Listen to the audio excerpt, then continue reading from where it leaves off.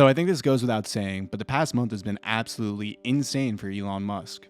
Love him or hate him, you've had your own take, I can almost guarantee that, on how he's running Twitter. In fact, I've seen so many different takes following the different social media platforms that I'm not even sure what to believe at this point. But let's be realistic, if you've been looking at any of the takes that have been happening on Twitter, Instagram, or whatever, Reddit, you pick your poison, they've been a little bit outrageous.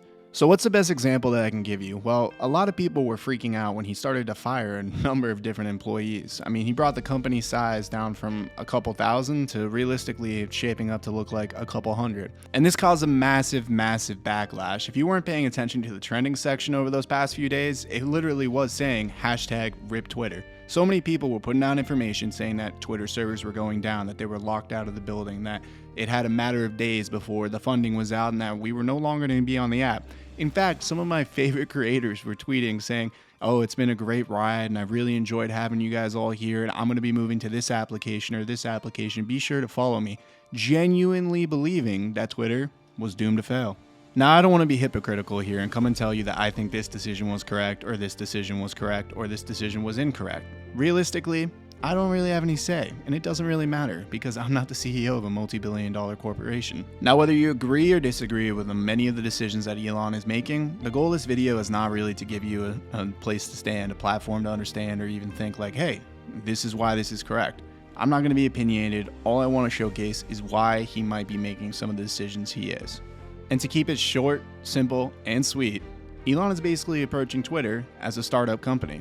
Now, if you didn't hear this week, basically Twitter employees were faced with an ultimatum from Elon Musk, essentially either fully buying into the new startup-style culture for the social media platform or hitting the road.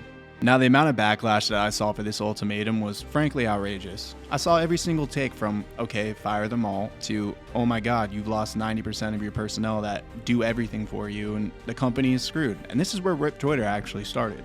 Now, whether you agree or disagree with the decision, it really doesn't matter. The main point of this, though, is it's a great example of how Elon is running Twitter, and he's running it like a startup.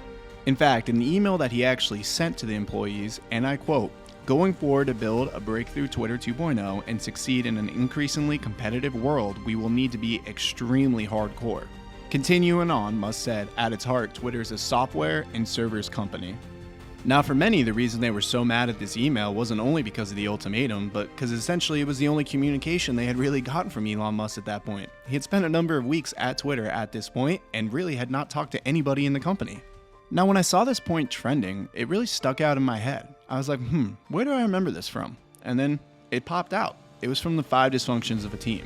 So to summarize that book, it basically describes the many pitfalls that teams face as they seek to grow together. It explores the fundamental causes of organizational politics and team failure. But here's where it actually gets interesting. You see, the book is almost an exact copy of what's happening with Elon Musk and Twitter right now. So the premise of the book is essentially us observing the takeover of a company called Decision Tech. Now, similar to Twitter, Decision Tech had a fantastic idea, had a great user base, however, was not growing revenue and in fact was losing tons of money every year. Sound familiar? Well, in trying to dissect this issue, they found that the founders, who were now in C-suite positions, weren't really capable of running a firm. This led to, after acquisition of the firm, the hiring of a new CEO called Catherine Peterson. Now, when Catherine came into the firm, a lot of people were complaining. And for what reason? Well, she came in for the first 2 weeks and said absolutely nothing. She would sit in on meetings, take notes, maybe have small conversations with people, but nothing too serious, and definitely not talking about business. However, as we actually got closer to the end of those 2 weeks, people started getting fired, demoted, promoted, and structure started changing. Now, at the end of those 2 weeks, Catherine held a meeting and sent out an email to all employees, essentially emphasizing her new plan for how she's going to restructure the firm and what their initiatives are.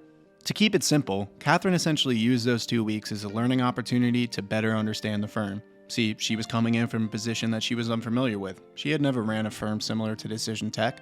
She needed to know the culture, the people, who was successful and who wasn't, who had opportunity, who had ideas, and who didn't. Now let's circle back to Elon Musk. Obviously, he wasn't fully quiet over those first 2 weeks. He had some ideas, some stuff that he put forward, such as Twitter Blue, but in general, a lot of employees basically said that he was wandering around the firm with very little to say. Now suddenly we get to the end of these weeks, and we get a really similar situation to what happened in 5 Dysfunctions of a Team with Catherine and Decision Tech. See, this ultimatum by Elon was essentially his restructuring of a firm. He said, this is where we're going to go, this is how we're going to do it, and if you don't want to be here, you can leave. Now, let me emphasize again, I'm not saying the decisions he is making are correct. I'm not saying that he should be doing what he's doing, and I'm not also saying that they're incorrect. All I'm saying is that maybe there's a method to the madness. Now, like I saw in 5 Dysfunctions of a Team, sometimes you really have to take some radical changes for a firm to be successful. Does that mean Twitter is going to be successful? Absolutely not. In fact, you could be running it straight to the ground. All I'm saying is that if you're going to have all these different takes on all your different social media platforms, just think about it for a little bit. Think about what the method to the madness might be. And most importantly, think about these concepts yourself. There's a lot of opportunity to learn, to develop, and get some great skill sets. Because if I'm being honest, what I said at the beginning of the video may be incorrect. You may be running $1 billion firm one day.